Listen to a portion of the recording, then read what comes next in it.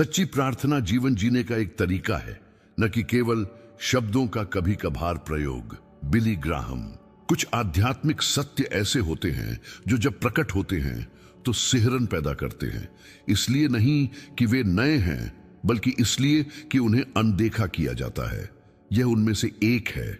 एक प्रकार का ईसाई है जिसे नरक सावधानी से देखता है, शैतान डर के मारे उससे दूर रहता है, राक्षस उसे छूने की हिम्मत नहीं करते बिना तुरंत प्रतिशोध झेले।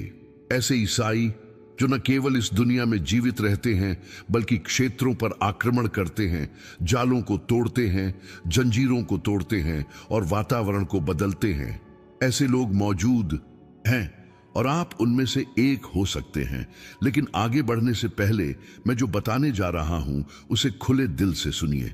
अगर आप इस वीडियो को अंत तक देखेंगे, अगर आप इस संदेश को अपने आध्यात्मिक हृदय में उतरने देंगे, तो आज ही एक गहरा बदलाव शुरू हो सकता है।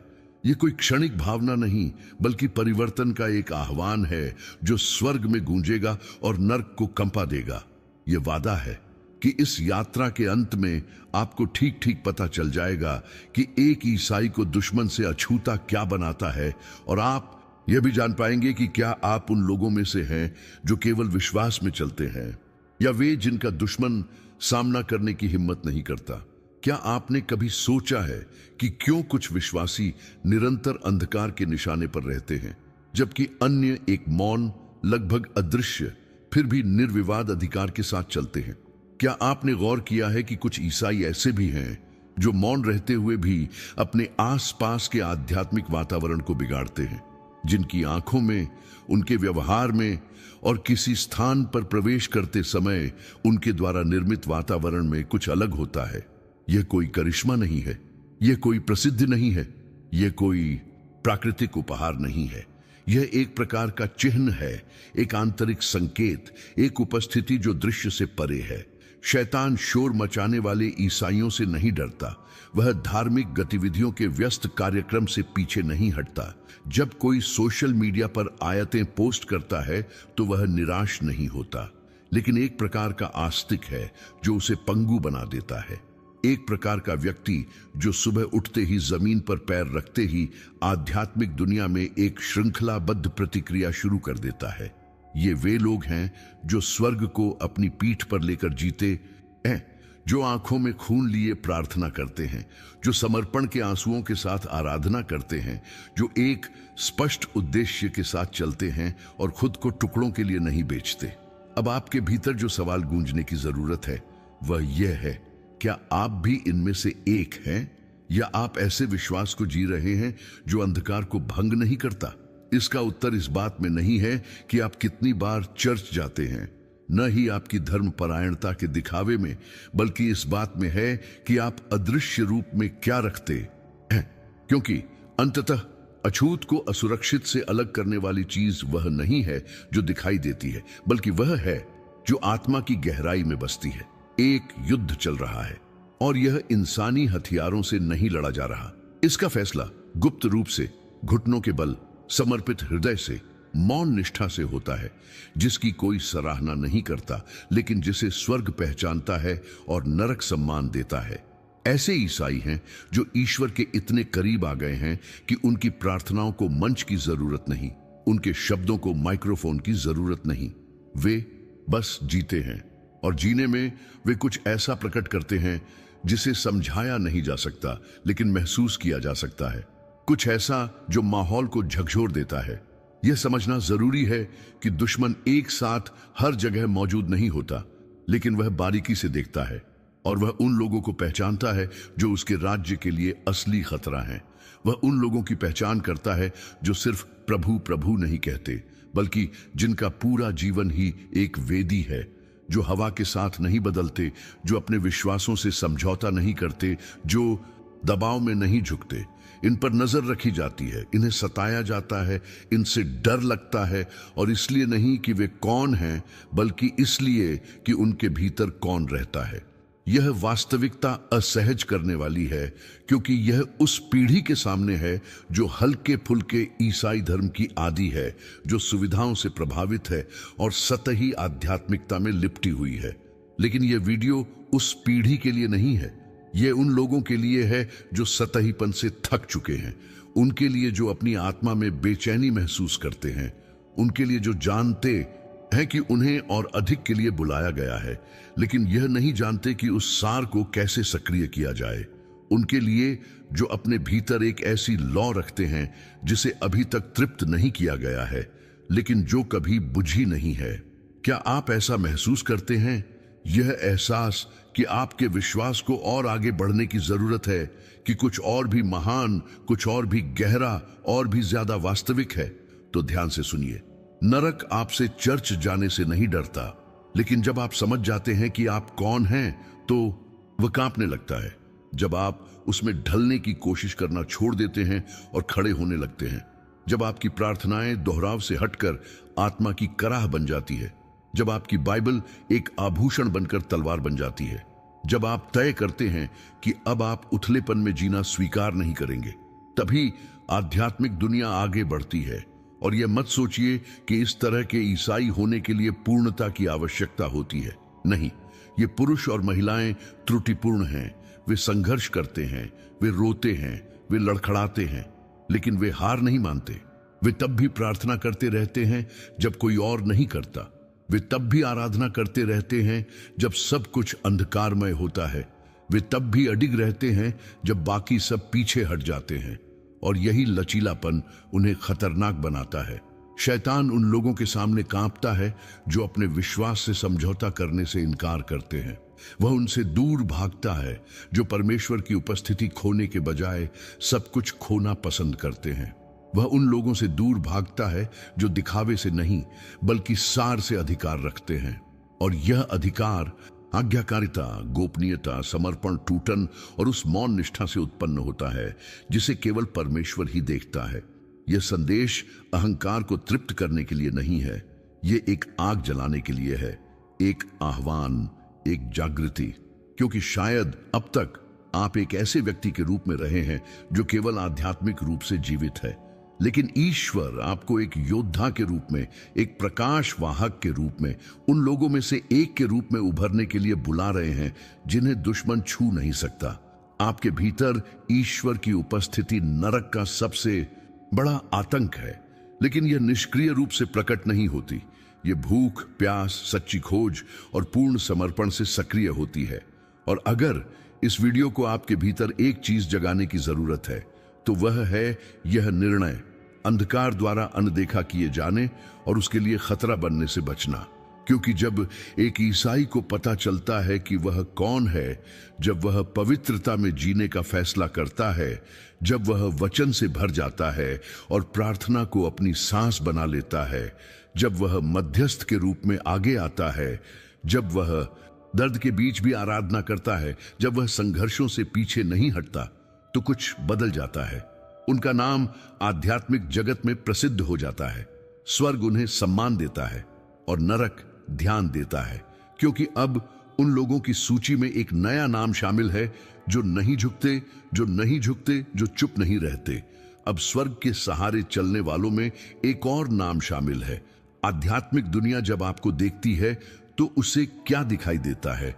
एक साधारण आस्तिक, एक धार्मिक व्यक्ति जो एक ही ढर्रे पर अटका हुआ है, या एक ऐसा व्यक्ति जो कभी न बुझने वाली आग लिए हुए है? आप मानवीय आंखों को धोखा दे सकते हैं, लेकिन अदृश्य में आपका जीवन बहुत कुछ कहता है। और अगर आप अभी यह संदेश सुन रहे हैं तो यह कोई संयोग नहीं है। ऐसा इसलिए है क्योंकि परमेश्वर आपको स्वर्ग के साथ जुड़ने, अपनी असली पहचान को समझने और नरक से डरने वाला बनने के लिए बुला रहा है। एक ऐसा ईसाई जो महिमा, प्रकाश और अधिकार धारण करता है। सतही तौर पर जीना बहुत हो गया, उस आस्था को रखना बहुत हो गया जिसे नरक नजरअंदाज कर देता है। आज उठने का दिन है, और अगर यह चाहत आपके अंदर जल रही है, अगर आपकी आत्मा इस पुकार का जवाब दे रही है, अगर आपके अंदर कुछ कह रहा है यह मेरे लिए है, तो सार्वजनिक रूप से अपना फैसला सुनाए। अब नीचे टिप्पणी करे, मैं वह आग लेकर चल रहा हूं जिससे नरक भी डरता है। यह तुम्हारा पहला युद्ध होगा। सार्वजनिक रूप से घोषित तुम्हारा पहला शब्द एक ऐसे व्यक्ति के रूप में जो अब छिपकर नहीं रहेगा। एक ऐसे व्यक्ति के रूप में जो समझता है कि उसे और अधिक के लिए बुलाया गया है, क्योंकि आगे जो होगा वह तुम्हें स्पष्ट रूप से दिखाएगा कि वे कौन से ईसाई हैं जिन्हें शैतान छू नहीं सकता, और उससे भी महत्वपूर्ण बात, उनमें से एक कैसे बने। हम जानते हैं कि बहुत से लोग इसे देखते हैं, प्रभावित होते हैं और भावुक हो जाते हैं, लेकिन सब्सक्राइब करना भूल जाते हैं, और यह समय के साथ उनके दिलों को उन शब्दों से दूर कर देता है जो परमेश्वर उनके जीवन में निरंतर प्रवाहित करना चाहता है। सब्सक्राइब करके आप विश्वास के एक निरंतर स्रोत से जुड़ते हैं और इस मिशन को जीवित रखने में हमारी मदद करते हैं। और अगर इस संदेश ने आपको गहराई से छुआ है तो कृपया धन्यवाद बटन पर क्लिक करके हमारा समर्थन करने पर विचार करें। यहां आपका हर एक भाव इस वेदी को प्रज्वलित रखने में मदद करता है, और परमेश्वर हमेशा उन लोगों का सम्मान करता है जो उसकी संपत्ति को आशीर्वाद देते हैं। जिंदगी में कई बार ऐसा होता है जब सब कुछ ठीक चल रहा होता है, लेकिन अंदर ही अंदर आपको ऐसा लगता है जैसे कोई जरूरी चीज आपसे दूर हो गई है। आप उठते हैं, काम करते हैं, लोगों से बातें करते हैं, यहां तक कि कभी कभार हंसते भी हैं, लेकिन कहीं गहरे में आपका एक हिस्सा खामोश रहता है, एक खालीपन जो भौतिक नहीं बल्कि आध्यात्मिक है। आप आज जो हैं और जो आप कभी आस्था में थे, उनके बीच एक तरह की दूरी। और सबसे ज्यादा परेशान करने वाली बात यह एहसास है कि किसी ने इस पर ध्यान नहीं दिया। आप अपनी प्रतिबद्धताओं को पूरा करते हैं, जो जरूरी है उसे पूरा करते हैं, अपेक्षित भूमिकाएं निभाते हैं, लेकिन अपने भीतर एक ऐसी लालसा रखते हैं जिसे आप बयान नहीं कर सकते। ईश्वर की लालसा, ईश्वर के विचार की नहीं बल्कि उनकी जीवंत अंतरंग वास्तविक उपस्थिति की। शायद आपने पहले भी इस उपस्थिति का अनुभव किया हो। शायद आप ऐसे दिनों से गुजरे हों जब प्रार्थना स्वाभाविक थी, नदी की तरह बहती थी। ऐसे दिन जब बाइबल सीधे आपसे बात करती प्रतीत होती थी। ऐसे दिन जब आपको लगता था कि आप ईश्वर की इच्छा के केंद्र में हैं, तब भी जब आपके आसपास सब कुछ कठिन था। लेकिन समय के साथ कुछ बदल गया। प्रतिबद्धताएं, दबाव और निराशाएं आईं। भावनात्मक घाव आए जिन्हें भरने का आपके पास कभी समय नहीं था। लोगों ने आपको आपके ही चर्च में चोट पहुंचाई। नुकसानों ने आपके विश्वास को हिला दिया, और अनजाने में आपके भीतर जलती हुई लौ बुझने लगी। विश्वास अब भी है, लेकिन धुंधला सा, खामोश। आप जानते हैं कि ईश्वर मौजूद है, लेकिन अब आपको उसकी गर्माहट महसूस नहीं होती। प्रार्थनाएं जब होती है तो छोटी होती है, बाइबल धूल से भरी है या सिर्फ मजबूरी में ही पढ़ी जाती है, और अंदर ही अंदर आपको इस पर शर्म आती है, मानो आपको वापस लौटने का कोई हक नहीं, मानो आपने सब कुछ ठंडा होने देकर ईश्वर को निराश किया है। लेकिन ध्यान से सुनो, ईश्वर ने तुम्हें नहीं छोड़ा है। वह इस मौन में है, वह इस शून्य में है। वह तब भी मौजूद है जब तुम्हें इसका एहसास नहीं होता, और उससे भी बढ़कर वह तुम्हें वापस बुला रहा है। तुमसे कुछ मांगने के लिए नहीं, बल्कि जो खो गया था उसे वापस लौटाने के लिए। क्योंकि कुछ घाव ऐसे होते हैं जो केवल उपस्थिति में ही भरते हैं। कुछ शून्य होते हैं जिन्हें केवल शाश्वत से ही भरा जा सकता है, और तुम्हारे हृदय के द्वार पर दस्तकें होती हैं जिनका अर्थ तभी समझ आता है जब तुम रुककर सुनते हो। इस आंतरिक संघर्ष में आप अकेले नहीं हैं। 2025 में भाग दौड़, सूचनाओं के अतिरेक और सोशल मीडिया पर लगातार तुलना के बीच खुद को खोना आसान है। मन थक जाता है, शरीर आराम की मांग करता है, भावनाएं उतार चढ़ाव से भरी होती हैं, और आत्मा पुकारती है, लेकिन आप हमेशा यह नहीं जानते कि उसे कैसे सुना जाए। और ठीक इसी अवस्था में दुश्मन आपको रखने की कोशिश करता है, विचलित, थका हुआ, वियोगी, क्योंकि स्रोत से विमुख एक ईसाई एक निहत्था योद्धा है। और यही वह स्थिति है जहां कई लोग रहे हैं, आध्यात्मिक रूप से जीवित लेकिन आंतरिक लचीलेपन की कमी। चर्च जाते हैं लेकिन उसी तरह घर लौटते हैं, कठोर शब्द सुनते हैं लेकिन उन पर अमल नहीं कर पाते, सत्य जानते हैं लेकिन उसे जीने के लिए बहुत कमजोर महसूस करते हैं। लेकिन एक अच्छी खबर है, विश्वास को फिर से जगाया जा सकता है, आत्मा को पुनर्जीवित किया जा सकता है। और यह परिवर्तन तब शुरू होता है जब आप कमजोरियों के बीच भी ईश्वर में अपनी पहचान समझ लेते हैं। जब आपको एहसास होता है कि आपका आध्यात्मिक सार बुझ नहीं गया है, बस सुप्त अवस्था में है। और वापसी का एक रास्ता है, एक ऐसा रास्ता जो हालांकि संकरा है, उन सभी के लिए उपलब्ध है जो उस आग को फिर से पाना चाहते हैं जो कभी उनमें थी। यहीं पर हम उस पहले प्रकार के ईसाई से मिलते हैं जिसे नर्क छूने की हिम्मत नहीं करता, अथक मध्यस्थ। और शायद आपको लगता हो कि आप इस श्रेणी में नहीं आते क्योंकि आपको लगता है कि आप अपने लिए प्रार्थना ही नहीं कर सकते। लेकिन राज यही है, मध्यस्थ जन्म से तैयार नहीं होता, वह घाटी में गढ़ा जाता है। उसके पास न तो सबसे ज्यादा समय होता है, न ही भावनात्मक रूप से सबसे मजबूत। वह है जो टूटे हुए, थके हुए मौन में भी उठकर ईश्वर से बात करने का चुनाव करता है। भले ही शब्द टूटे हुए हों, भले ही वह सिर्फ एक फुसफुसाहट ही क्यों ना हो, क्योंकि स्वर्ग को जो चीज हिलाती है वह प्रार्थना की वाक्पटुता नहीं बल्कि पुकार की गहराई है। मध्यस्थ वह है जो अपनी उपस्थिति को न छोड़ने का निश्चय करता है। वह सीखता है कि ईश्वर का मौन अस्वीकृति नहीं बल्कि तैयारी है। वह समझता है कि प्रार्थना अंधेरे में मोमबत्ती जलाने के समान है। हो सकता है कि आप सब कुछ न देख पाएं, लेकिन अगला कदम उठाने के लिए पर्याप्त देख पाएंगे। और इस प्रकार हर दिन प्रकाश और अधिक प्रखर होता जाता है और नरक अशांत होता जाता है। इस तरह का ईसाई तालियों का मोहताज नहीं होता, उसे किसी के सामने आने की जरूरत नहीं होती। वह तब प्रार्थना करता है जब कोई नहीं देख रहा होता। वह उन लोगों के लिए खड़ा होता है जिन्हें पता भी नहीं होता कि उनकी रक्षा की जा रही है। वह अपने घर, अपने शहर, अपनी पीढ़ी के लिए प्रार्थना करता है। वह अंदर ही अंदर रोता है लेकिन अपनी आत्मा से लड़ता है। और सबसे शक्तिशाली बात यह है कि जब उसे कोई जवाब नहीं दिखता तब भी वह हार नहीं मानता, क्योंकि वह जानता है कि जवाब ही अंतिम लक्ष्य नहीं है। लक्ष्य है ईश्वर के साथ रहना, उनके साथ चलना, उनके साथ अंतरंग होना। यही उसकी शक्ति निहित है। बाइबल में दानियेल इसका एक स्पष्ट उदाहरण है। उसने 21 दिनों तक प्रार्थना की लेकिन कोई उत्तर नहीं मिला। वह दूसरे, 5वें या 10वें दिन रुक सकता था, लेकिन वह डटा रहा। और स्वर्ग में एक आध्यात्मिक युद्ध छिड़ा हुआ था। एक स्वर्गदूत को उत्तर देने के लिए भेजा गया था, लेकिन दुष्ट शक्तियों ने उसे रोक दिया जब तक कि प्रधान स्वर्गदूत मीकाएल उसकी सहायता के लिए नहीं आया। उत्तर नियत समय पर आ गया और दानियेल समझ गया कि उसकी दृढ़ता एक अदृश्य युद्ध को जारी रख रही थी। आपको यह समझने की जरूरत है, आपकी प्रार्थना, चाहे वह कितनी भी कमजोर क्यों ना लगे, आपकी कल्पना से कहीं ज्यादा बड़ी चीज को सहारा दे सकती है। यह विनाश को रोक सकती है, यह स्वर्ग को हिला सकती है, यह किसी को आजाद कर सकती है, यह उन जख्मों को भर सकती है जिनके बारे में आपको पता भी नहीं था। लेकिन ऐसा करने के लिए आपको जारी रखना होगा, बिना महसूस किए भी, बिना समझे भी।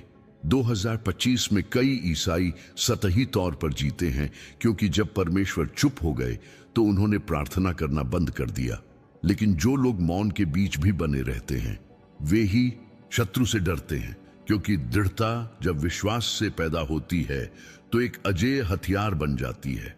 और शायद इसी क्षण आपको उस खाई में वापस कदम रखने के लिए बुलाया जा रहा है, फिर से शुरुआत करने के लिए, एक संपूर्ण प्रार्थना के साथ नहीं बल्कि ईमानदारी के साथ। अपने दिन में परमेश्वर के लिए एक समय निर्धारित करके फिर से जुड़ने के निर्णय के साथ।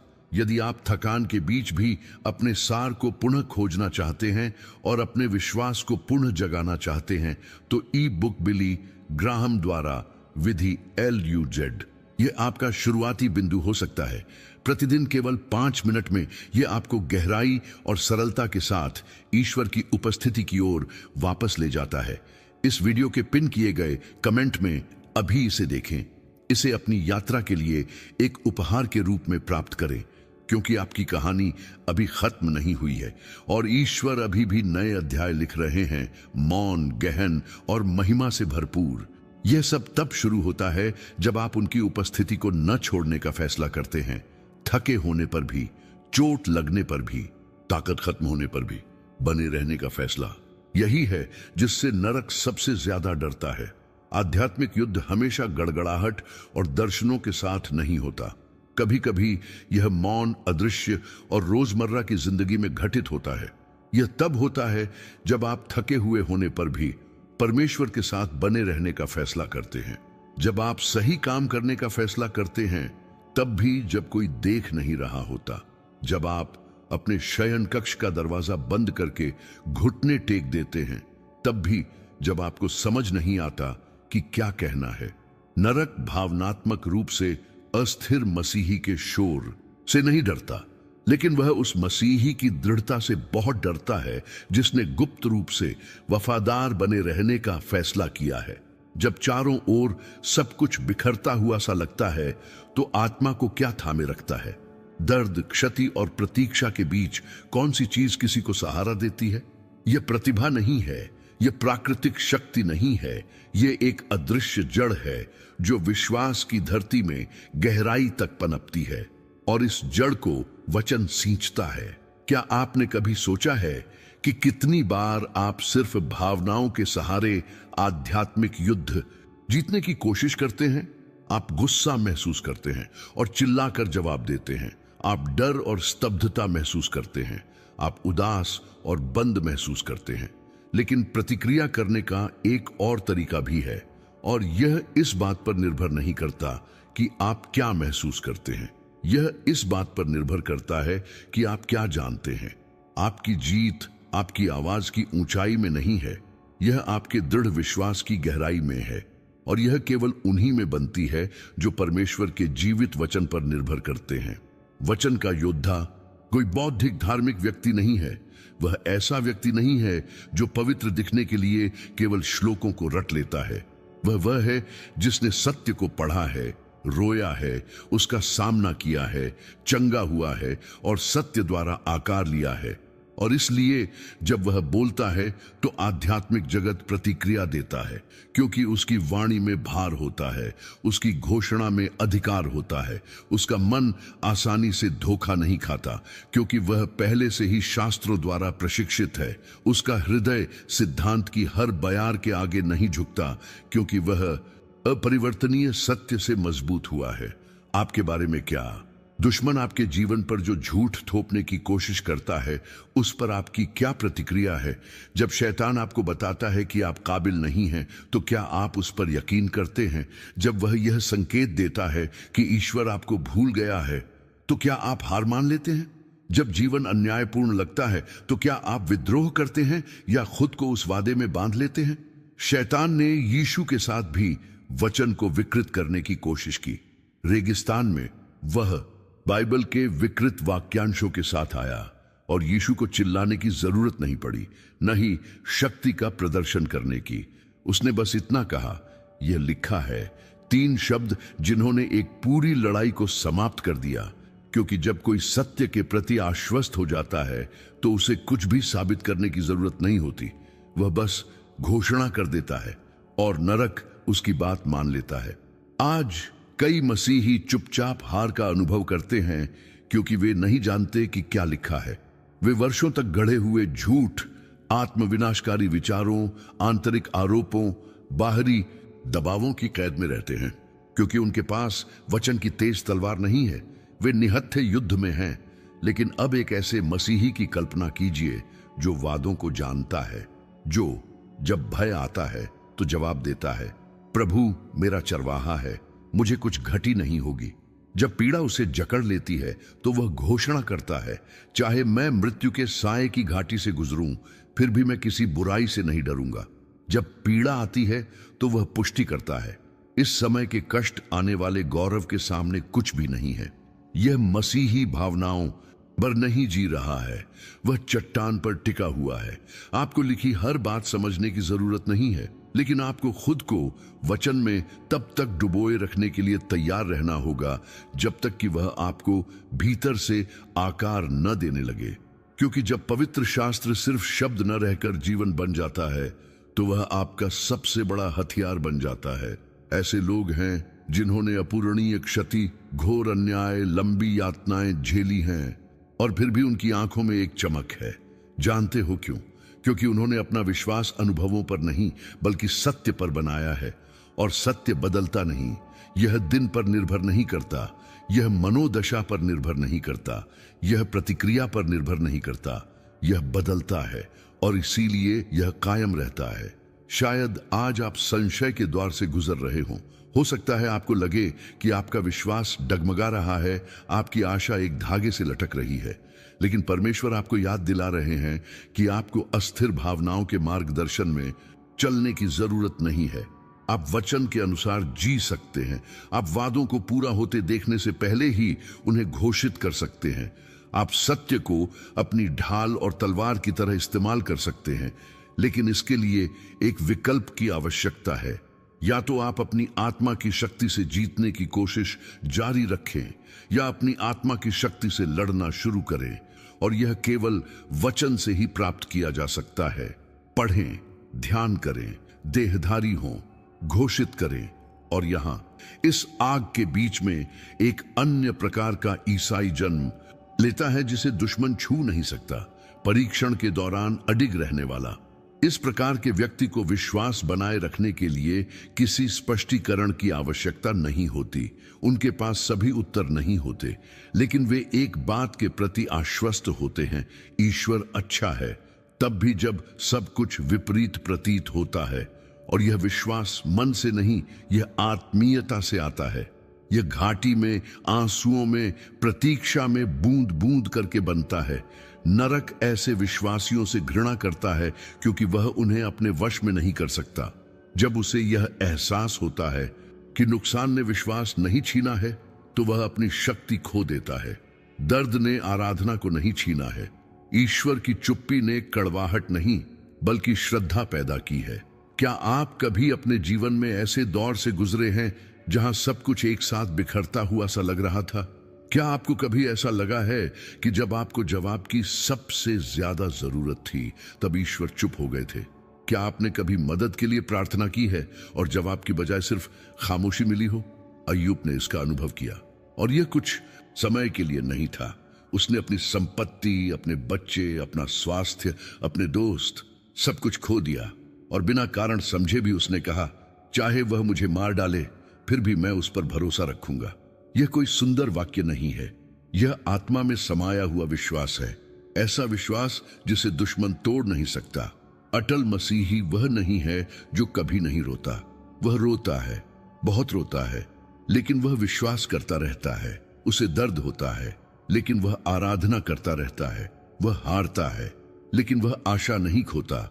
और यही बात उसके विश्वास को नरक के लिए इतना खतरनाक बनाती है, क्योंकि जो व्यक्ति दर्द में भी विश्वास करता रहता है, उसकी गवाही किसी भी चमत्कार से ज्यादा शक्तिशाली होती है। चमत्कार प्रभावित करते हैं, लेकिन दर्द के बीच भी विश्वास योग्यता परिवर्तन लाती है, और दुश्मन यह जानता है। हो सकता है आप अभी उसी पल में हो, आहत, अन्यायपूर्ण व्यवहार, थके हुए, लेकिन फिर भी यहां अभी भी सुन रहे हैं, अभी भी विश्वास कर रहे हैं। यह आपको एक खतरा बनाता है, क्योंकि आपका आध्यात्मिक प्रतिरोध एक ऐसी चीज का निर्माण कर रहा है जिसे शैतान नष्ट नहीं कर सकता। जड़ें। जहां कई लोग छोटी छोटी बातों पर मुंह मोड़ लेते हैं, वहीं आप आगे बढ़ते रहते हैं, और इस मौन स्थिरता का स्वर्ग में एक ऐसा भार है जिसकी आप कल्पना भी नहीं कर सकते। युद्ध इसलिए जीते जा रहे हैं क्योंकि आपने ईश्वर का हाथ नहीं छोड़ा। पीढ़ियां प्रभावित हो रही हैं क्योंकि आपने वहीं बने रहने का फैसला किया। और यहां एक सच्चाई है जिसे आपको याद रखना चाहिए, नरक उनसे नहीं डरता जो केवल आध्यात्मिक अनुभवों पर जीते हैं, बल्कि उनसे डरता है जो बिना किसी अनुभव के रह जाते हैं, क्योंकि इस तरह का विश्वास उपासना में अग्नि पर निर्भर नहीं करता। यह अंधेरे में जलता है और तूफान के बीच भी चमकता है। दुख को अपनी पहचान मत बनने दो। दर्द को एक मंच की तरह इस्तेमाल करो, एक सीढ़ी की तरह, एक वेदी की तरह, क्योंकि आप जिस भी द्वार से गुजरते हैं वह आपके जीवन में ईश्वर के शक्तिशाली कार्य के लिए कच्चा माल बन सकता है। और अगर आज आपको लगता है कि आपकी परीक्षा ली जा रही है, आपको सताया जा रहा है और आपको परखा जा रहा है, तो यह अंत नहीं है, यह एक गढ़ाई है। ईश्वर एक ऐसे विश्वास को आकार दे रहा है जिसका नरक सम्मान करता है। आशीर्वाद पर आधारित एक नाजुक विश्वास नहीं, बल्कि भरोसे पर आधारित एक मजबूत विश्वास। तो अगर आप इन सब के बाद भी अब भी डटे हुए हैं तो जश्न मनाइए। आप उस तरह के ईसाई हैं जो धीरज धरते हैं, जो टिके रहते हैं, जो आध्यात्मिक दुनिया को इसलिए नहीं परेशान करते कि आपके पास क्या है, बल्कि इसलिए कि आप क्या ढोते हैं। और अगर यह शब्द आपसे बात करता है, अगर आप दर्द, परीक्षा, मौन और स्थायित्व की इस यात्रा से जुड़े हैं, तो मैं चाहता हूं कि आप अभी कुछ करें। मेरे लिए नहीं, बल्कि एक सार्वजनिक संकेत के तौर पर कि संघर्ष के बीच भी आप आगे बढ़ना चाहते हैं। यहां टिप्पणी में टिप्पणी करें, मैं ईश्वर के साथ रहता हूं। इसे अपने विश्वास की मुहर, अपने प्रतिरोध का एक स्पष्ट चिन्ह, एक मौन पुकार बनने दो कि दुश्मन कोशिश तो कर सकता है पर जीत नहीं पाएगा, क्योंकि तुम्हारी आत्मा का एक स्वामी है और वह स्वामी भय नहीं बल्कि अनंत काल है। नरक उनका सम्मान करता है जो चलते रहते हैं, और तुम अभी भी यहां हो। कुछ लोग एक माहौल लेकर चलते हैं। वे किसी कमरे में प्रवेश करते हैं और लगभग अदृश्य रूप से कुछ बदल जाता है। बातचीत बदल जाती है, नजरें बदल जाती हैं, विचार एकाकार हो जाते हैं। यह करिश्मा नहीं है, यह मंचीय उपस्थिति नहीं है, यह आध्यात्मिक अधिकार है। और अधिकार स्वयं को थोपता नहीं, यह स्वयं प्रकट होता है। आध्यात्मिक जगत ऐसे नियमों से संचालित होता है जो मानवीय तर्क से परे हैं। यह रूप, रंग, उपाधि, सामाजिक प्रतिष्ठा या अनुयायियों की संख्या पर निर्भर नहीं करता। आध्यात्मिक जगत एक विशिष्ट प्रकार की मान्यता पर प्रतिक्रिया करता है, स्वर्ग की मान्यता और नर्क की भी। अदृश्य में भी किसी को दृश्यमान कैसे बनाया जा सकता है? कुछ मसीहियों को दुश्मन क्यों दूर भगा देते हैं, जबकि दूसरों तक आसानी से पहुंचा जा सकता है और उन्हें बरगलाया जा सकता है? जवाब अधिकार में है, लेकिन किसी भी तरह का नहीं। एक ऐसा अधिकार है जिसे खरीदा नहीं जा सकता, विरासत में नहीं लिया जा सकता या नकल नहीं की जा सकती। इसे गढ़ा जाता है बूंद बूंद, गुप्त रूप से। उन रातों में जब किसी ने घुटने टेकते नहीं देखा, उन सुबहों में जब थके होने के बावजूद दिल ईश्वर के सामने समर्पित हो गया, बिना किसी श्रोता के लिए गए कठिन फैसलों में, मौन में दी गई क्षमा में, उस त्याग में जिसकी किसी ने सराहना नहीं की, उन आंसुओं में जिन्हें कोई पोंछ नहीं सका। आध्यात्मिक अधिकार उस जगह से उत्पन्न होता है जहां ज्यादातर लोग जाना नहीं चाहते, क्योंकि वह समर्पण का स्थान है। बात लोगों के बीच मशहूर होने की नहीं है, बात वहां जाने जाने की है जहां यह सचमुच मायने रखता है। परमेश्वर का वचन एक ऐसी घटना का वर्णन करता है जो उन सभी को विचलित कर देती है जो सोचते हैं कि वे केवल प्रदर्शन के आधार पर ईसाई धर्म अपना सकते हैं। प्रेरितों के काम 19 में कुछ लोगों ने यीशु के नाम का इस्तेमाल करके दुष्ट आत्माओं को निकालने की कोशिश की। उन्होंने कहा, मैं तुम्हें उसी यीशु की शपथ दिलाता हूं जिसका प्रचार पौलुस करता है। और फिर कुछ अप्रत्याशित हुआ। दुष्ट आत्मा ने उत्तर दिया, यीशु को मैं जानती हूं और पौलुस को भी, परंतु तुम कौन हो? ये शब्द एक क्रूर सच्चाई उजागर करते हैं। आध्यात्मिक दुनिया में हर किसी का महत्व समान नहीं होता। नरक नामों को जानता है, और इसलिए नहीं कि वे चर्च की सदस्यता सूची में हैं, बल्कि इसलिए कि वे अंधकार के लिए एक वास्तविक खतरा है।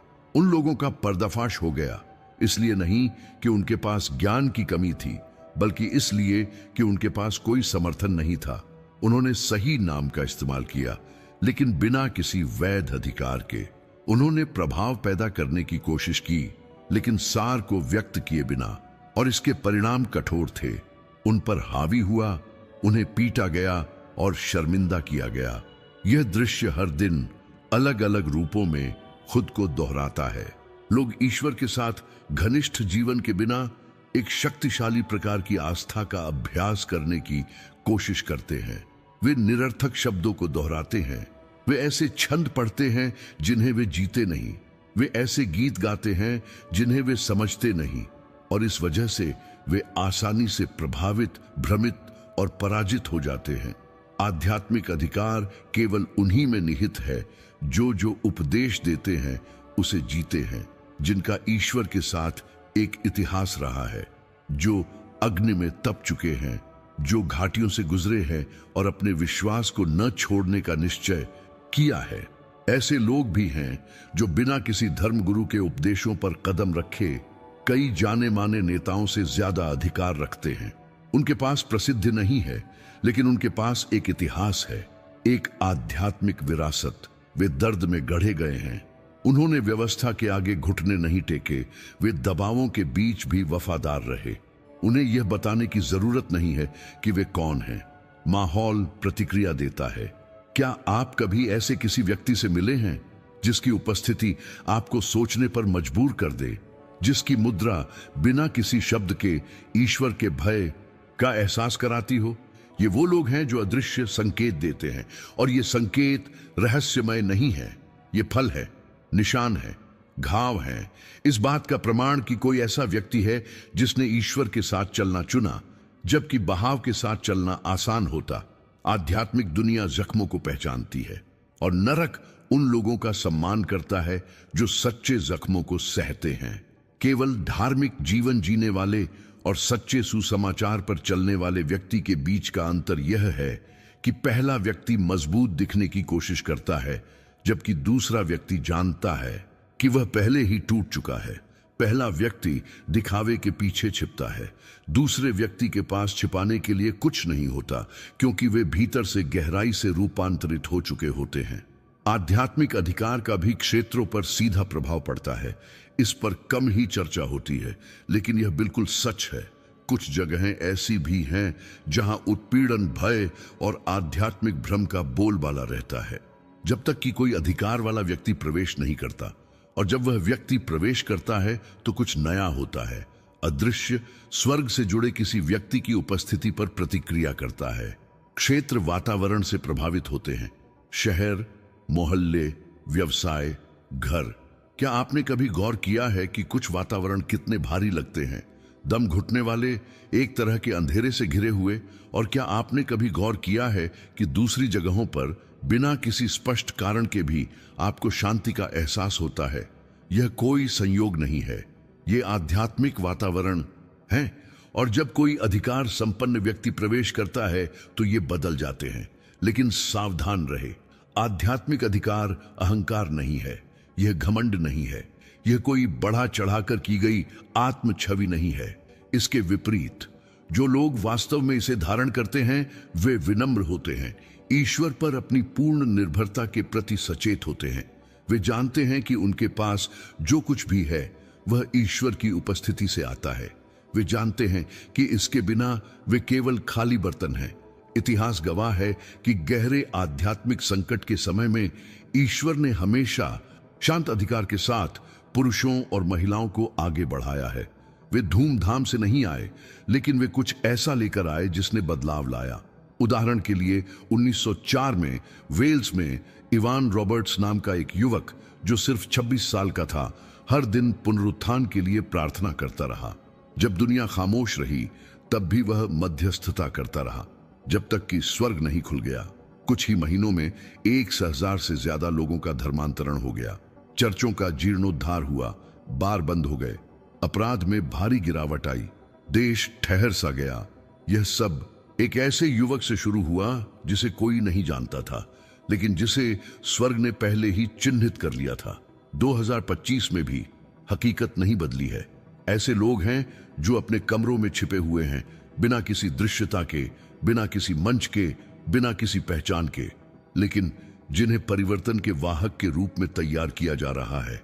वे प्रसिद्धि नहीं चाहते, वे उपस्थिति चाहते हैं, और इसलिए वे उस चीज को अपने साथ रखते हैं जिससे नरक डरता है, सच्चा अधिकार। ये लोग प्रभावित करने की परवाह नहीं करते। इनका ध्यान आज्ञा पालन पर होता है, क्योंकि वे समझते हैं कि शक्ति करिश्मे में नहीं बल्कि आज्ञाकारिता में होती है। और हर बार जब वे आज्ञा पालन करते हैं, चाहे वह छोटे मोटे ही क्यों न हो, तो वे स्वर्ग में अपनी प्रतिष्ठा बनाते हैं, जिससे उन्हें नर्क में भी पहचान मिलेगी। आज बड़े शहरों में ऐसे लोग हैं जिनकी प्रार्थना से स्वर्ग हिल जाता है। ये माताएं हैं जो आंसुओं से अपने परिवारों के लिए प्रार्थना करती हैं। ये पुरुष हैं जो ईमानदार बने रहने के लिए शॉर्टकट अपनाने से इनकार करते हैं। ये युवा हैं जो अपने दिलों को पवित्र रखने के लिए डिजिटल प्रसिद्धि को नकारते हैं। ये बुजुर्ग हैं जो व्यवस्था द्वारा भुला दिए जाने के बावजूद अटूट विश्वास के साथ अपने वादे निभाते हैं। वे सुर्खियां नहीं बटोरते, लेकिन वे स्वर्ग में प्रकट होते हैं। वे वही हैं जो ईश्वर के साथ चलते हैं जबकि दुनिया व्यर्थता के पीछे भागती है। और यही वे हैं जो वातावरण बदलते हैं, बल से नहीं बल्कि महिमा के भार से। उपस्थिति और प्रभाव में जमीन आसमान का अंतर है। प्रभाव प्रभावित करता है, उपस्थिति रूपांतरित करती है। आध्यात्मिक रूप से शक्तिशाली होने के लिए आपको प्रभावशाली होने की जरूरत नहीं है, लेकिन आपको उपस्थिति से भरपूर होने की जरूरत है। नरक शोर मचाने वाले धार्मिक लोगों को नजरअंदाज कर सकता है, लेकिन वह उस ईसाई को कभी नजरअंदाज नहीं करता जो अपने उपदेशों पर चलता है। और कोई व्यक्ति गुप्त रूप से जितना ज्यादा आस्थावान होता है, सार्वजनिक रूप से उसका प्रभाव उतना ही ज्यादा होता है। 2025 की पीढ़ी अर्थ की प्यासी है। कई लोग अपनी आस्था को द्वेष के कारण नहीं बल्कि इसलिए त्याग रहे हैं क्योंकि उन्होंने कभी सच्चा सुसमाचार नहीं देखा। वे दिखावे से थक चुके हैं, खोखली सामग्री की अधिकता से, प्लास्टिक जैसी आध्यात्मिकता से। वे किसी ऐसे व्यक्ति को ढूंढना चाहते हैं जिसके पास कुछ ऐसा हो जिसे आप समझा नहीं सकते लेकिन महसूस कर सकते हैं। आप वह व्यक्ति बन सकते हैं, पूर्णता से नहीं बल्कि समर्पण से, इच्छा शक्ति से, भूख से, क्योंकि स्वर्ग तैयार चीजों का इस्तेमाल नहीं करता, वह उपलब्ध चीजों का इस्तेमाल करता है। अगर आज आपको लगता है कि आध्यात्मिक दुनिया भारी हो गई है, आपके आसपास का उत्पीड़न बढ़ गया है, तो शायद यह इस बात का संकेत है कि आपको कुछ परिवर्तनकारी करने के लिए बुलाया गया है। शायद आपके घर पर हमला हो रहा है क्योंकि वहां सिर्फ आप ही प्रकाश में हैं। शायद आपका काम असहनीय लग रहा है क्योंकि वहां आपकी उपस्थिति आध्यात्मिक टकराव पैदा कर रही है। नरक किसी अधिकारी की उपस्थिति का विरोध नहीं कर सकता, इसलिए वह आपको थका देने, विचलित करने, अलग थलग करने और चुप कराने की कोशिश करता है। लेकिन सच्चाई यह है कि जितना ज्यादा आप परमेश्वर में बने रहेंगे, उतना ही आपको नजरअंदाज करना असंभव हो जाएगा। और जब आप समझ जाएंगे कि आपके द्वारा गुप्त रूप से लिया गया हर निर्णय अदृश्य में कुछ निर्माण कर रहा है, तो आप एक मिशन की भावना के साथ जीना शुरू कर देंगे। अब आप सिर्फ आदतन प्रार्थना नहीं करेंगे, आप ऐसे प्रार्थना करेंगे मानो आप समझते हो कि आप सेनाएं चला रहे हैं। अब आप सिर्फ गाने के लिए नहीं गाएंगे, आप ऐसे आराधना करेंगे मानो आप पर्यावरण में स्वतंत्रता का संचार कर रहे हों। अब आप सिर्फ अस्तित्व में नहीं रहेंगे, आप प्रभाव डालेंगे, क्योंकि आध्यात्मिक अधिकार आपको एक प्रतिक्रियाशील व्यक्ति से एक कर्ता में बदल देता है। अंधकार से पीड़ित व्यक्ति से अंधकार के विरुद्ध आगे बढ़ने वाले व्यक्ति में बदल देता है। यह ज्यादा जानने के बारे में नहीं है, यह ज्यादा गहराई से जीने के बारे में है। यह दिखावे के बारे में नहीं है, यह सार के बारे में है। और आपका सार आकाश को धारण करने के लिए बनाया गया था। चाहे आपके कमरे का सन्नाटा हो, ट्रैफिक की भीड़ हो, दिन भर की थकान हो या किसी नुकसान का दर्द हो, एक तरह का अधिकार होता है जिसे नर्क भी छू नहीं सकता। और यह तब पैदा होता है जब आप दिखावे से ज्यादा अपनी उपस्थिति को महत्व देने का फैसला करते हैं। और जब आप इस जागरूकता के साथ चलते हैं तो सबसे अस्त व्यस्त वातावरण भी अपनी जगह पर आ जाता है, क्योंकि आकाश आपके साथ चलता है। एक ऐसी शक्ति है जिससे नरक किसी भी आध्यात्मिक वरदान से ज्यादा डरता है, चमत्कारों से भी ज्यादा, प्रतिभाओं से भी ज्यादा, वाक्पटु शब्दों से भी ज्यादा। यह एकता है, सतही सामाजिक या रणनीतिक एकता नहीं, बल्कि सच्ची आध्यात्मिक एकता। वह एकता जो दिलों को एक आत्मा में जोड़ती है, जो लोगों को एक शाश्वत उद्देश्य से जोड़ती है, जो अहंकार को मिटाकर वेदी पर एक करती है। शैतान एक अकेले मसीही का विरोध कर सकता है, लेकिन जब दो या दो से ज्यादा लोग एक ही उद्देश्य, एक ही विश्वास और एक ही आग के साथ एकजुट होते हैं तो वह कांप उठता है। क्योंकि जब यह जुड़ाव होता है तो अदृश्य दुनिया में कुछ ऐसी तीव्रता से हलचल मचती है जिसे अंधकार रोक नहीं सकता। इसका एक स्पष्ट कारण है कि शत्रु कलीसिया के भीतर ही फूट, विवाद, ईर्ष्या और तुलनाएं पैदा करने के लिए इतनी मेहनत क्यों करता है। वह जानता है कि जब तक हम अलग थलग हैं, हम असुरक्षित हैं, लेकिन जब हम आत्मा में एकजुट होते हैं तो हम एक अजेय खतरा बन जाते हैं। धर्म ग्रंथ कहते हैं कि एक व्यक्ति हजारों को भगा सकता है, लेकिन दो व्यक्ति 10,000 को भगा सकते हैं। यह सिर्फ काव्यात्मक प्रतीकवाद नहीं है, यह एक आध्यात्मिक संहिता है। यह अधिकार के गुणन का समीकरण है। नरक इस पैटर्न को पहचानता है और यह सुनिश्चित करने के लिए संघर्ष करता है कि यह परमेश्वर की संतानों के बीच कभी प्रकट न हो। इसलिए यह सूक्ष्म अपराध बोता है, यह गलत अर्थ वाले शब्दों का प्रयोग करता है, यह अविश्वास को जन्म देता है, यह घायल अहंकार को सक्रिय करता है, क्योंकि यह जानता है कि एक समूह जो आत्मा से एकजुट है, चाहे वह छोटा ही क्यों ना हो, एक खंडित भीड़ से ज्यादा शक्तिशाली होता है। चर्च की असली शक्ति कभी भी इमारतों, ढांचों या आयोजनों में नहीं पाई गई। यह हमेशा दिलों के मिलन में पाई गई है। उन लोगों में जो साथ मिलकर प्रार्थना करते हैं, साथ मिलकर उपवास करते हैं, साथ मिलकर पूजा करते हैं, साथ मिलकर शोक मनाते हैं और साथ मिलकर उत्सव मनाते हैं। जहां एकता है वहां उपस्थिति है, और जहां उपस्थिति है वहां शक्ति है। और हम किसी सतही थोपी हुई संस्थागत एकता की बात नहीं कर रहे हैं। हम सत्य, विनम्रता, पारदर्शिता और त्यागपूर्ण प्रेम से उपजे एक जुड़ाव की बात कर रहे हैं, जहां एक दूसरे का सम्मान करता है, जहां कोई भी अकेला नहीं दिखना चाहता, बल्कि हर कोई चाहता है कि मसीह सबसे ऊपर प्रकट हो। क्या आपने कभी सोचा है कि कुछ आध्यात्मिक सभाओं में बहुत से लोगों के प्रार्थना करने के बावजूद माहौल भारी क्यों लगता है, और क्यों कभी कभी कम लोगों की उपस्थिति में स्वर्ग तीव्रता से उतरता हुआ प्रतीत होता है? इसका उत्तर सच्ची एकता में निहित है। जब हृदय एक ही उद्देश्य के लिए एकाकार हो जाते हैं तो स्वर्ग को कार्य करने के लिए स्थान मिल जाता है। एकता एक द्वार है।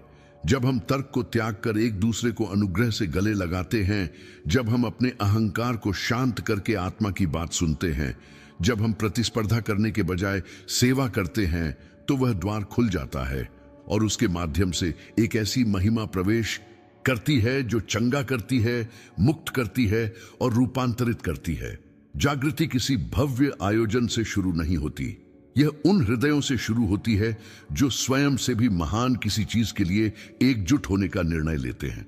यह एक घर में शुरू होती है जहां एक परिवार एक साथ प्रार्थना करता है, एक ऐसे मोहल्ले में जहां दो दोस्त एक साथ रोने का निर्णय लेते हैं, एक छोटे से समूह में जो एक गुनगुने विश्वास को जीने से इनकार करता है और ईश्वर के दर्शन की गहन खोज में तत्पर रहता है। और यह हमें एक अन्य महत्वपूर्ण बिंदु पर ले आता है जिससे नरक को सबसे अधिक भय है, विरासत। हाँ, विरासत। क्योंकि शैतान किसी व्यक्ति को भले ही बुझाने की कोशिश करे, लेकिन वह उस आग को दूसरों में जलने से नहीं रोक सकता जो उसने जलाई है। और यही बात उसे सबसे ज्यादा डराती है। जब एक ईसाई यह निश्चय करता है कि उसका विश्वास उसके साथ नहीं मरेगा, बल्कि उसके बच्चों में, उसके शिष्यों में और उसके बाद आने वालों में जीवित रहेगा, तो अंधकार का पूरा ढांचा ढह जाता है। क्योंकि वहां एक पीढ़ी का जन्म हुआ था। नरक माता पिता और बच्चों के बीच, नेताओं और शिष्यों के बीच, एक पीढ़ी और दूसरी पीढ़ी के बीच आध्यात्मिक विरासत के प्रवाह को रोकने में भारी निवेश करता है। वह जानता है कि अगर वह एक पीढ़ी को अलग थलग कर सकता है तो वह उसके उद्देश्य का दम घोंट सकता है, और इसलिए वह ध्यान भटकाने, बांटने और अलग थलग करने का काम करता है। लेकिन जब कोई अपनी विरासत के प्रति जागरूकता के साथ खड़ा होता है तो सब कुछ बदल जाता है। जब एक मां अपने बच्चों के साथ प्रार्थना करने का फैसला करती है, जब एक पिता अपने घर पर वचन का प्रचार करना शुरू करता है, जब एक नेता सिर्फ पहचान पाने की चाहत के बजाय लोगों को गढ़ने का फैसला करता है, जब कोई यह समझ जाता है कि उसका काम सिर्फ अपने विश्वास को जीना नहीं बल्कि उसे बढ़ाना है, तो सब कुछ बिखर जाता है। क्योंकि जो एक व्यक्ति से शुरू होता है वह कई लोगों में बदल जाता है, और इसका असर सालों, यहां तक कि दशकों तक बना रहता है। क्या आपने कभी सोचा है कि ईश्वर की ओर गहराई से खोज करने का आपका फैसला आपके पूरे परिवार का भविष्य बदल सकता है? कि आपके मन का परिवर्तन, आपके जख्मों का भरना, आपके जीवन का समर्पण आपके आसपास के सभी लोगों के लिए मुक्ति का द्वार बन सकता है। और सिर्फ अभी नहीं, बल्कि आने वाले सालों में भी। यही विरासत है। विरासत वह विश्वास है जो समय से परे है। यह वह आध्यात्मिक बीज है जो बोने वाले के चले जाने के बाद भी फल देता रहता है। यह वह जीवन है जो मौन में भी उपदेश देता रहता है। यह वह मध्यस्थता है जो अंतिम प्रार्थना के बाद भी गूंजती रहती है। यह वह नाम है जो स्वर्ग में गूंजता है और नरक में भय पैदा करता है, न केवल अपने लिए बल्कि उन सभी के लिए भी जो इसने उत्पन्न किए हैं। आपको सिर्फ विरोध करने के लिए नहीं बुलाया गया है, आपको कुछ ऐसा रचने के लिए बुलाया गया है जो टिकाऊ हो। एक ऐसी आग जलाने के लिए जिसे दूसरे भी उठा सकें। उन लोगों में उन गुणों को जगाने के लिए जिन्हें पता भी नहीं कि वे क्या लेकर चल रहे हैं। उन दिलों को जगाने के लिए जो बरसों से सुप्त पड़े हैं। और यह सिर्फ शब्दों से नहीं होता, यह जीवन से होता है, गवाही से, निरंतरता से, समर्पण से। और नरक जानता है कि वह समर्पित जीवन को रोक नहीं सकता। वह टालने की कोशिश भी कर सकता है, वह तीर चला सकता है, वह थका देने की कोशिश भी कर सकता है। लेकिन वह जानता है कि जब उसे कोई ऐसा व्यक्ति मिलता है जो अब अपने लिए नहीं जीता, तो वह हार जाता है, क्योंकि वह व्यक्ति स्वर्ग का माध्यम बन गया है। और जहां दिव्य प्रवाह है, वहां कोई अंधकार नहीं रहता। अब इन सब की कल्पना कीजिए, एक मसीही जो वचन को जानता है और उसके अनुसार जीता है, जो दृढ़ता से मध्यस्थता करता है, जो परीक्षा में भी दृढ़ रहता है, जो आध्यात्मिक अधिकार रखता है, जो आत्मा में दूसरों के साथ एकता में रहता है, जो एक विरासत छोड़ जाता है, जो अपने बच्चों के लिए प्रार्थना करता है, जो सत्य में शिष्य बनता है, जो दिखावे से नहीं जीता, जो अपने शब्दों से ज्यादा अपने जीवन से प्रभाव डालता है। ऐसे मसीही का सिर्फ सम्मान ही नहीं किया जाता, उनसे डर भी लगता है, क्योंकि वह अंधकार की व्यवस्था में एक दोष का प्रतिनिधित्व करता है। वह नर्क की दीवार में एक दरार है। वह जहां भी जाता है, कुछ टूटता है, कुछ खुलता है, कुछ संरेखित होता है, क्योंकि उसका पूरा जीवन धरती पर स्वर्ग का एक विस्तार बन गया है। और अब आपको जिस प्रश्न का ईमानदारी से सामना करना है वह यह है, क्या आप इस तरह जीने के लिए तैयार हैं? यह योग्यता की बात नहीं है, यह इच्छा शक्ति की बात है, यह परिपूर्ण होने की बात नहीं है, यह समर्पण की बात है। स्वर्ग आपसे यह अपेक्षा नहीं करता कि आप सब कुछ जाने, सभी उत्तर जाने, कभी गलतियां न करें। वह आपसे यह अपेक्षा करता है कि आप हां कहें। वह आपसे यह अपेक्षा करता है कि आप जगह बनाए। वह आपसे अपेक्षा करता है कि आप सतही चीजों से नाता तोड़ें और गहराई में जीने का निर्णय लें, क्योंकि गहराई में ही शक्ति कार्य करती है। अगर यहां आपने जो कुछ भी सुना उससे आपके भीतर कुछ जागृत हुआ हो, कोई कंपन हुआ हो, कोई तालमेल बैठा हो, तो उसे नजरअंदाज न करें, चुप न रहे, प्रतिक्रिया दें। अगर इस संदेश ने आपकी आत्मा में कुछ जगाया है तो अभी बताइए, कमेंट में लिखें, मैं ईश्वर का जीवित घर हूं। यह घोषणा सिर्फ एक मुहावरा नहीं है, यह संरेखण का द्वार है, यह एक आध्यात्मिक मील का पत्थर है, यह आह्वान का उत्तर है। इसे विश्वास के साथ लिखें, क्योंकि आप अपनी आत्मा से जो घोषणा करते हैं उसे स्वर्ग दर्ज करता है और नरक उसका सम्मान करता है। और अब जब आप समझ गए हैं कि आप ऐसे इंसान क्यों हैं जिन्हें दुश्मन छू भी नहीं सकते, तो चलिए एक कदम आगे बढ़ते हैं, क्योंकि अब तक आपने जो कुछ भी सीखा है वह प्रेरणा से कहीं बढ़कर होना चाहिए। इसे व्यवहार में ढालने की जरूरत है, और यह तभी संभव है जब आप इस सच्चाई को अपने दैनिक जीवन में लागू करना सीखें। इसलिए अब हम एक रणनीतिक और गहन चरण में प्रवेश करेंगे। हम मिलकर चरण दर चरण एक आध्यात्मिक कार्य योजना तैयार करेंगे, कुछ व्यावहारिक, साध्य और परिवर्तनकारी, ताकि आज आपके भीतर जो कुछ भी जागृत हुआ है वह आपके जीवन का एक अभिन्न अंग बन जाए। अब समय आ गया है कि आप जो कुछ भी अपने अंदर समेटे हुए हैं उसे जिए, और यह यात्रा अभी शुरू होती है। यदि आप यहां तक पहुंचे हैं तो जान लें कि यह संयोगवश नहीं हुआ है।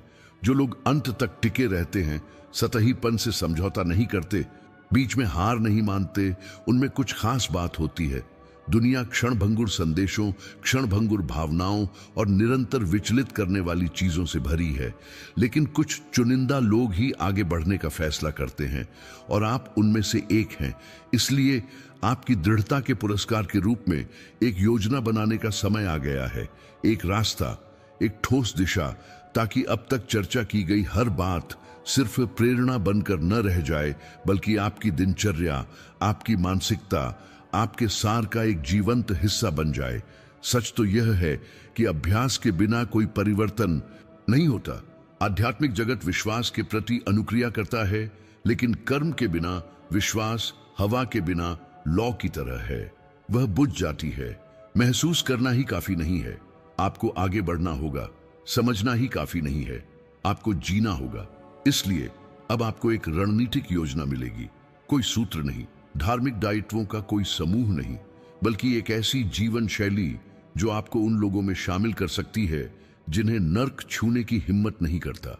यह योजना एक आदत से कहीं बढ़कर है, यह एक वाचा है, अपनी आत्मा को इस तरह पुनः स्थापित करने का एक तरीका कि वह स्पष्टता से चले उन दिनों में भी जब विश्वास थका हुआ लगे।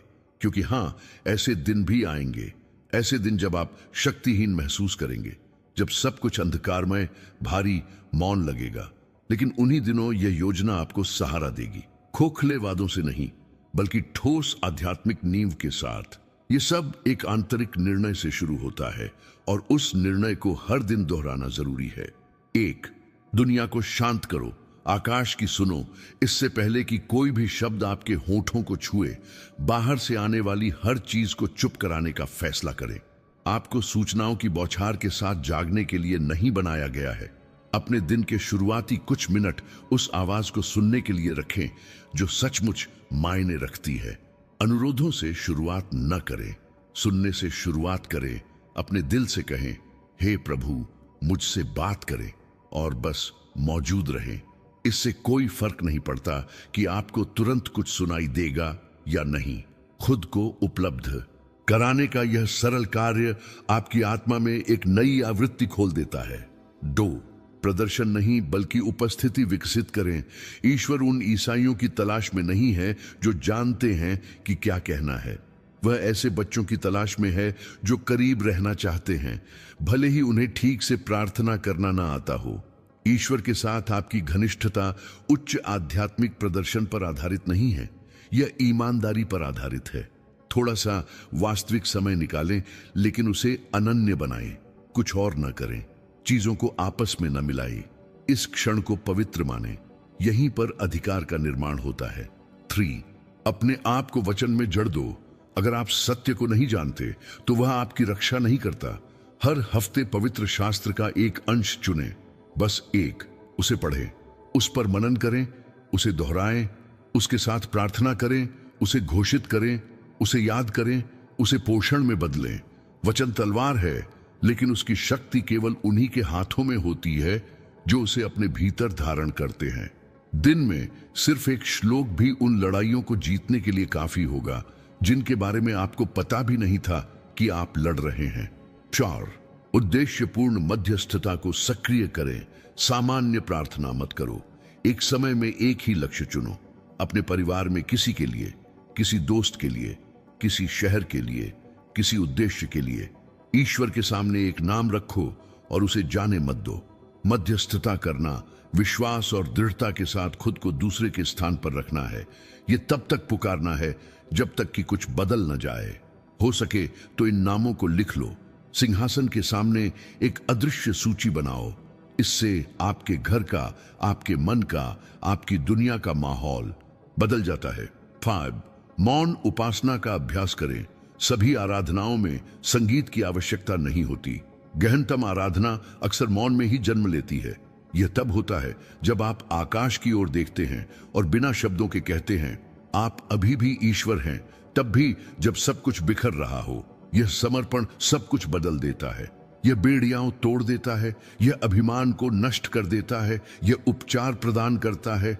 ऐसे क्षण चुनें जब आप केवल आराधना करें, बिना मांगे, बिना बोले, बस टूटे हुए हृदय से आराधना करें। 6, आप जहां भी जाएं, आध्यात्मिक जागरूकता के साथ जिएं। आप किसी भी कमरे में यूं ही नहीं चले जाते। आप एक उपस्थिति लेकर चलते हैं, काम पर, सड़क पर, घर पर, यहां तक कि एकांत के क्षणों में भी। याद रखें, आप जहां भी कदम रखेंगे, राज्य प्रकट होगा। यह आपकी मुद्रा, आपके शब्दों, आपकी प्रतिक्रियाओं को बदल देता है। इस जागरूकता के साथ चलें। आप अकेले नहीं हैं, वहां नियुक्त देवदूत हैं। एक आध्यात्मिक दुनिया है जो तब संरेखित होती है जब ईश्वर की कोई संतान श्रद्धा और अधिकार के साथ आती है। 7, परीक्षणों को सजा के रूप में नहीं बल्कि जालसाजी के रूप में देखें। जब आप ईश्वर के हाथों में होते हैं तो दर्द कभी व्यर्थ नहीं जाता। वेदी पर बहाया गया हर आंसू महिमा का भार बन जाता है। जब परीक्षा आए तो सांस लें, दृढ़ रहें, वचन का प्रयोग करें, भागे नहीं, छुपे नहीं, थके होने पर शर्मिंदा न हो, बस डटे रहें। स्वर्ग आपकी कल्पना से कहीं ज्यादा सचेत है और जो विजय प्राप्त होगी उसकी गूंज दूसरों में लंबे समय तक गूंजती रहेगी। 8, जो मिला है उसे बढ़ाए, पीछे मत हटिए, सिखाइए, बांटिए, किसी को प्रोत्साहित कीजिए, किसी के साथ प्रार्थना कीजिए, सरलता से लेकिन स्पष्टता से बोलिए। सबसे बड़ी आध्यात्मिक गलतियों में से एक यह सोचना है कि केवल महान नेताओं को ही जीवन पर प्रभाव डालने के लिए बुलाया जाता है। आप किसी के लिए उत्तर हैं। आपकी निष्ठा, आपकी कहानी, आपका प्रेम वह चिंगारी बन सकता है जो किसी आत्मा को फिर से प्रज्वलित कर दे। शुरुआत करने के लिए सब कुछ होने का इंतजार मत कीजिए। जो आपके पास है उससे आगे बढ़िए। 9, अपने आध्यात्मिक संबंधों का ध्यान रखें। उन विकर्षणों से दूर हटें जो आपके विश्वास को कमजोर करते हैं। उन लोगों के करीब आए जो सत्य का साथ देते हैं। उन लोगों के साथ संबंध बनाए जो आपकी ही तरह वही चाहते हैं। और अगर वह स्थान पाना मुश्किल हो तो स्वयं वह स्थान बन जाए। एक जीवंत वेदी, स्वर्ग और पृथ्वी के बीच एक सेतु, क्योंकि एकता भीड़ से शुरू नहीं होती, यह एक ऐसे हृदय से शुरू होती है जो दूसरों के साथ छोटे छोटे कदमों से भी चलने को तैयार हो। 10, दोबारा शुरुआत करना बंद न करें। आप असफल होंगे, आप भूल जाएंगे, एक पल के लिए आप खुद को खो देंगे, लेकिन कभी भी नए सिरे से शुरुआत करना बंद न करें। नई शुरुआत करना जीवन की निशानी है, परिपक्वता की, सच्चे विश्वास की। हर नई शुरुआत प्रतिरोध का एक कार्य है।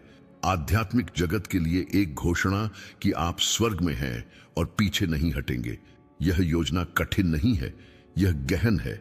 इसके लिए पूर्णता की आवश्यकता नहीं है, इसके लिए निरंतरता की आवश्यकता है। और अगर आप इसे एक एक भाग, एक एक कदम पर भी लागू करें तो आकाश पहले से ही गतिमान हो जाएगा। क्योंकि परमेश्वर गति की मांग नहीं करता, वह निष्ठा का सम्मान करता है।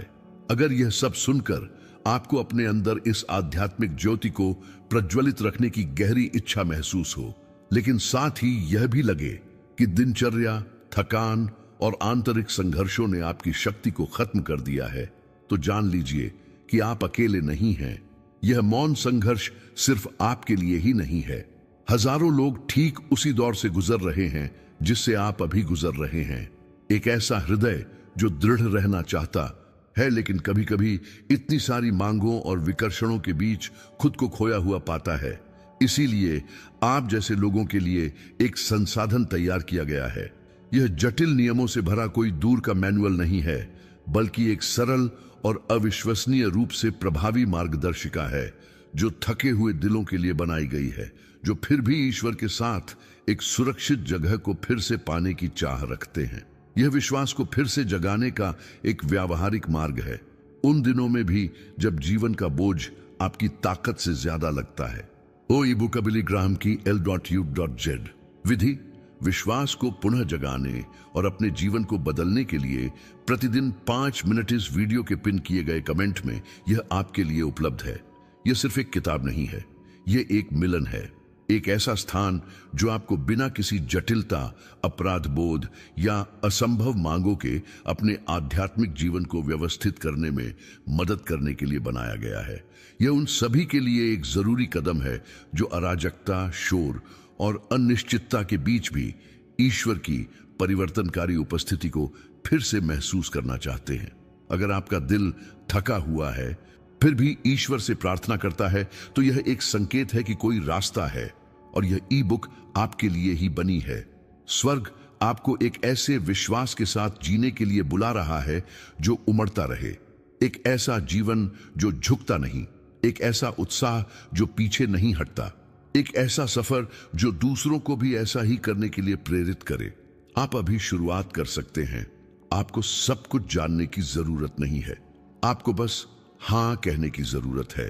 अगर यह संदेश आपको प्रभावित करता है, अगर किसी भी पल आपके दिल की धड़कन अलग तरह से हुई हो, अगर आपकी आंखों में आंसू आ गए हों या उम्मीद फिर से जगी हो, तो इसे अपने तक ही सीमित न रखें। इस वीडियो को लाइक करें, इसे किसी ऐसे व्यक्ति के साथ शेयर करें जिसे आप जानते हैं कि इसकी जरूरत है। इस चैनल को सब्सक्राइब करें ताकि आपको ऐसे संदेश मिलते रहें जो आपकी आत्मा को पोषित करें और आपको लक्ष्य की ओर प्रेरित करें। अगर आप चाहें तो नीचे कमेंट्स में अपने अनुभव, अपनी शंकाओं, अपने संघर्षों या अपनी गवाही के बारे में लिखें। भले ही यह गुमनाम हो, यह जगह आपकी है, यहां कोई आलोचना नहीं है। आपका स्वागत है, क्योंकि यह चैनल सिर्फ वीडियो देखने की जगह नहीं है, यह ईश्वर से मुलाकात की जगह है। आप अकेले नहीं हैं, आपको भुलाया नहीं गया है, और अब आप जो सफर शुरू कर रहे हैं वह आपके जीवन का सबसे बड़ा परिवर्तनकारी सफर हो सकता है। ईश्वर की आत्मा आपको मजबूत करे, ईश्वर की महिमा आपके साथ रहे और आपका विश्वास चाहे कितना भी छोटा क्यों ना हो, स्वर्ग और नर्क को हिला देने के लिए पर्याप्त हो।